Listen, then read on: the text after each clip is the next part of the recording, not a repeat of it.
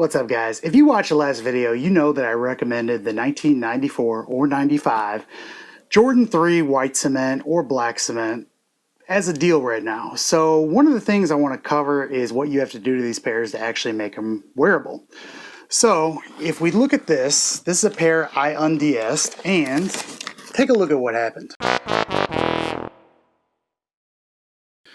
Now, what I want to do is take this pair, which we have one tab in bad need of replacement, and we want it to match this one.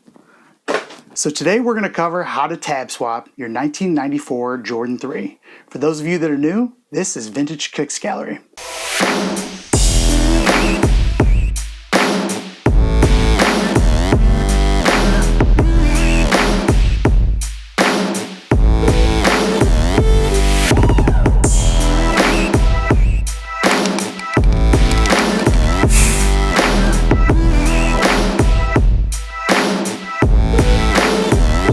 Alright guys, this is what happens. I mean, they get brittle, they're old, it's to be expected. But not a lot of people know that outside of a midsole swap, you're also going to have to do these tabs. And I want to start this off by saying that there's multiple ways of doing this. This is just my preferred method because it is the easiest. So guys, we're going to need a few things for this. Number one, we're going to need new tabs, and I'm not going to say get them at a specific place. There's multiple vendors out there. If you really need a recommendation, holler at me in the comments and I'll give you a list. I just don't want to play favorites for one vendor over another. The other thing we're going to need is Barge Infinity cement. You can also use the Super Stick cement. We'll need a brush that can get ruined, an X-Acto knife, and some of this multi-medium matte glue. So I'll have links for the rest of this stuff in the description.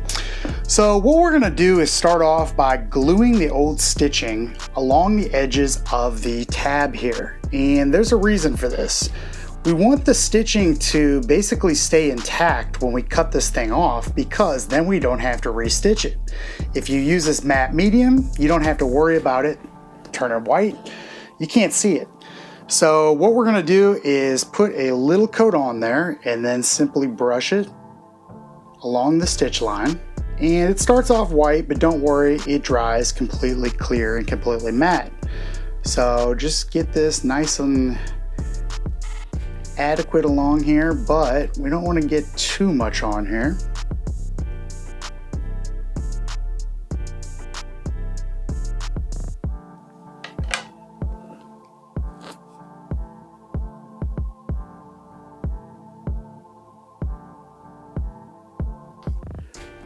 And make sure when you do this, guys, you go all the way to the top of the stitching, because we're going to cut all the way up there. So we want to get this on here. This will, you know, skip the or make us avoid the step of having to restitch this ourselves. So now that we've got a adequate covering on there, let's grab our heat gun and let's accelerate this drying process.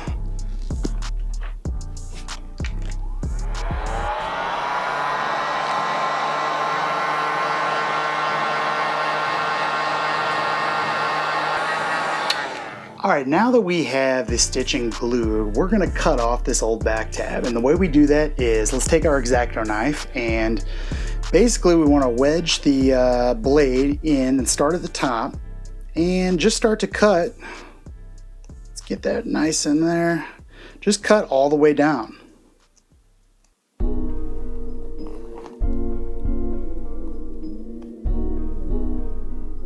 Alright, now that we have that stitching cut, we need to do the top, and we'll do the same for this stitch line right in here.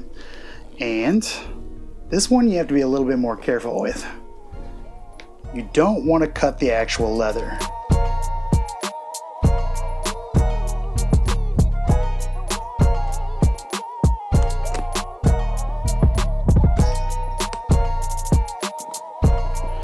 Alright, looks like our tab split, which can kind of be expected, so we will clean that up at the end. But we're going to continue to really get in here, get this stitching cut. Man, this tab is just coming apart. Alright, once you get it to this point, you need to get rid of all these little pieces here. So If you don't get all of this out of here, when you go and put the new tabs in, they're not going to fit straight, and that will be an issue. So you can either dig them out with the X-Acto knife, like I'm doing now, or you can just use a butter knife. All right, looks like we've got everything out that we need to here. Once we get to this stage, go ahead and take your fingers and really pull this apart here. We want to get adequate working space, and when you do so, you might see little pieces of the old tab that we had to pull off. So let's check this out. We've got a big one right here I still need to cut off. But yeah, looks like there's more we got to cut out. All right, now that we have everything out of the way and we also made a big mess of our table, we need to prep the new tab with the Infinity cement. So this is pretty simple. I like to start with this ridge right in here and brush on adequate coat, then go to the back side. We're gonna wait for 7 minutes. Then I'll show you a really easy trick to get these things on. So let's set this to the side and get our barge Infinity cement on.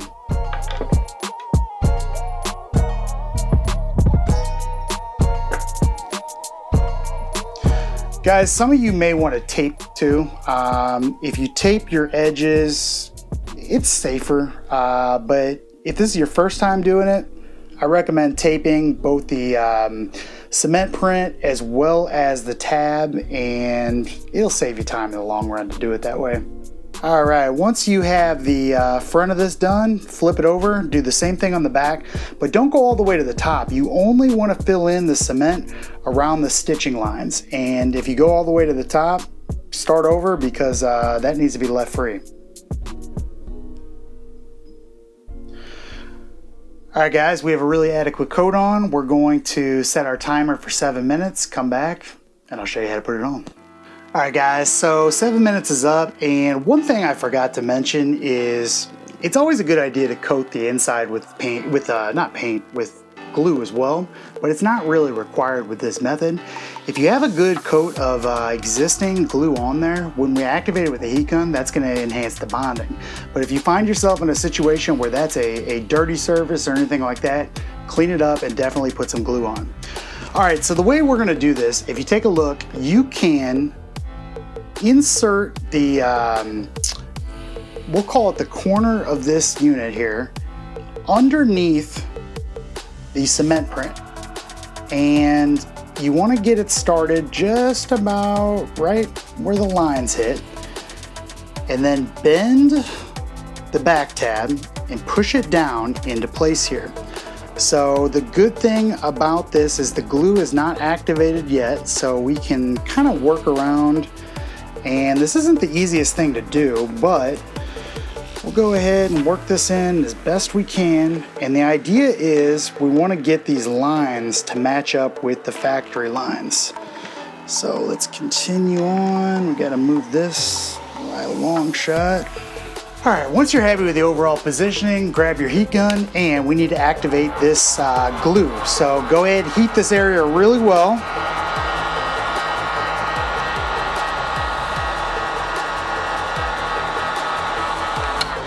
Once we have it hot there, all we have to do is push this back, really seal up all these sides. It'll be a little awkward, but I'm holding it in place. And if you've done this right, they should stick. Voila. All right. Once that cures, we've got some new back tabs. It's really that easy.